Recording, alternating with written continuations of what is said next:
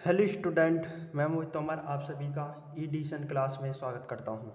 दोस्तों, आज की इस वीडियो का जो हमारा टॉपिक है वह है आचार्य रामचंद्र शुक्ल जी का जीवन परिचय तथा रचनाएं। तो दोस्तों, आज की इस वीडियो में मैं आपको आचार्य रामचंद्र शुक्ल जी का जीवन परिचय तथा रचनाएं लिखवाने वाला हूं कि एग्जाम में आप आचार्य रामचंद्र शुक्ल जी का जीवन परिचय तथा रचनाएं कैसे लिखोगे। तो दोस्तों, वीडियो शुरू करने से पहले आप सभी से रिक्वेस्ट है, यदि आपने अभी तक हमारे यूट्यूब चैनल एडिशन क्लास को सब्सक्राइब नहीं किया है तो दोस्तों सब्सक्राइब कर दीजिए तथा उसके आगे की बेल आइकन घंटी भी प्रेस कर दीजिए, ताकि दोस्तों जब भी मैं नई वीडियो अपलोड करूं उस वीडियो की नोटिफिकेशन आपको सबसे पहले मिल सके। तो शुरू करते हैं दोस्तों आज की इस वीडियो को।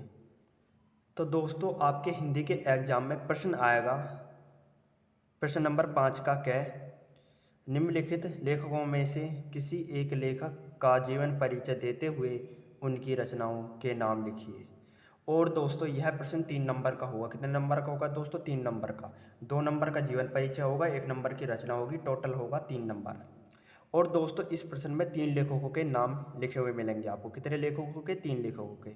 उनमें से आपको एक लेखक का जीवन परिचय तथा रचनाएं लिखनी हैं। तो दोस्तों, इसी प्रश्न के आधार पर आज की इस वीडियो में मैं लेकर आया हूँ आचार्य रामचंद्र शुक्ल जी का जीवन परिचय तथा रचनाएं। तो दोस्तों, आज की इस वीडियो में मैं आपको आचार्य रामचंद्र शुक्ल जी का जीवन परिचय तथा रचनाएं लिखवाऊंगा। तो दोस्तों, पहले तो आपको हेडिंग डालनी है आचार्य रामचंद्र शुक्ल। क्या हेडिंग डालनी है दोस्तों? आचार्य रामचंद्र शुक्ल। उसके बाद दोस्तों आपको हेडिंग डालनी है जीवन परिचय। क्या हेडिंग डालनी है दोस्तों? जीवन परिचय। और दोस्तों, आपको उस हेडिंग में लिखना है आचार्य रामचंद्र शुक्ल जी का जन्म सन 1884 ईस्वी में बस्ती जिले के ओगना नामक ग्राम में हुआ था। इनके पिता का नाम चंद्रवली शुक्ल था। इनकी प्रारंभिक शिक्षा दीक्षा अपने पिता के पास राठ तहसील में हुई थी।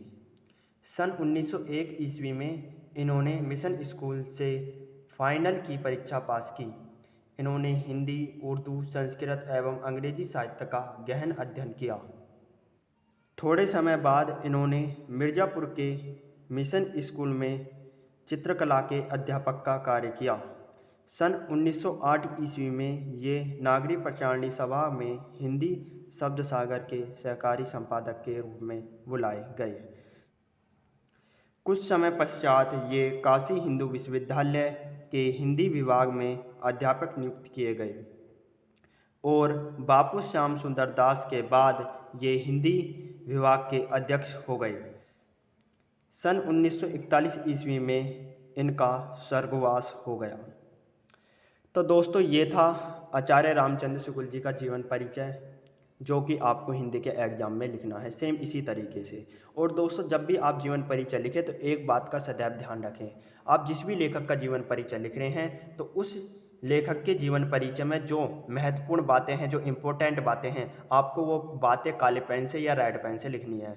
जैसे मैंने आचार्य रामचंद्र शुक्ल जी की जन्म तिथि रेड पेन से लिखी है, इनके जिले का नाम रेड पेन से लिखा है, इनके ग्राम का नाम रेड पेन से लिखा है, इनके पिता का नाम रेड पेन से लिखा है, इन्होंने कौन सी शिक्षा कहाँ प्राप्त की, कौन सी स्कूल से प्राप्त की, वो सारी की सारी बातें मैंने रेड पेन से लिखी हैं।